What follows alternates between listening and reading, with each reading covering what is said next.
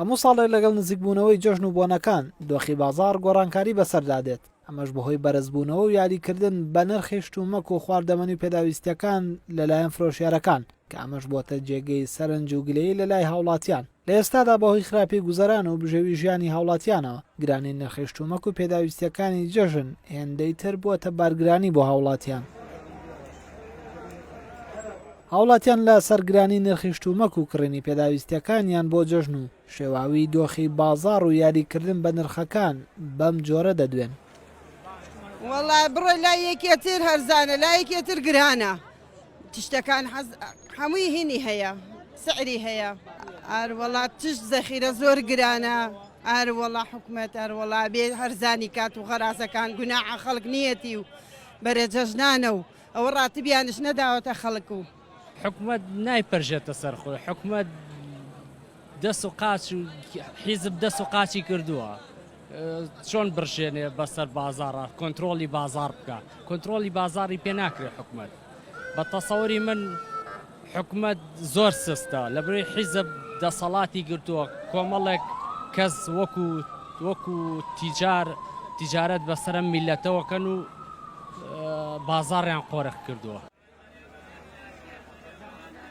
فرۆشیارێک دەڵێت گرانی نرخ و یاریکردن بە نرخەکان دەگەڕێتەوە بۆ کەڵک وەرگرتن لە دەرفەتی بازاڕی ئازاد و قۆڕەخکردنی بازار لەلایەن هەندێک لە بازرگانەکانەوە کە ئەمەش گلەیی لە لای فرۆشیاران لە ناو بازاردا دروست کردووە.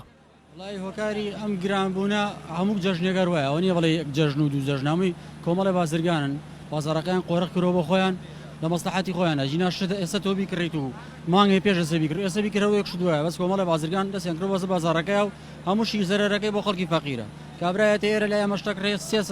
چارەکێکە سوڕێتەوە پرسیاری ئەمەکە ئەوەکە بەدەستی بەتاڵەوە گەڕێتەوە هیچ شتێکی بۆ ناکرانی زەرەرەکە بە زەری فەقیرە ئەوەی کە پارەکەی پێنیە هەر بازار بە عام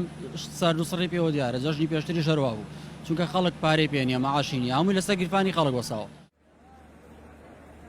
هەرچی تایبەتە بە ڕۆڵی لیژنەکان و چاودێری بازار لەلایەن حکومەتەوە بەشێک لە بۆچوونەکان پێیان وایە کە حکومەت نەیتوانیوە چاودێرێکی باش بێت و ڕێگر بێت لە گرانی نرخ و قۆرەخکردنی بازار لەلایەن بەشێکی زۆر لە بازرگان و فرۆشیارانەوە ئەمە لە کاتێکدا هەموو ساڵێک لەگەڵ هاتنی جەژن و بۆنەکان نرخی شتومەک و پێداویستیەکان لە نرخی ئاسایی خۆیان بۆ دوو هێندە زیاد دەکرێن و دوجار بە سوودی بازرگان و فرۆشیاران و زیانی هاوڵاتیان تەواو دەبێت.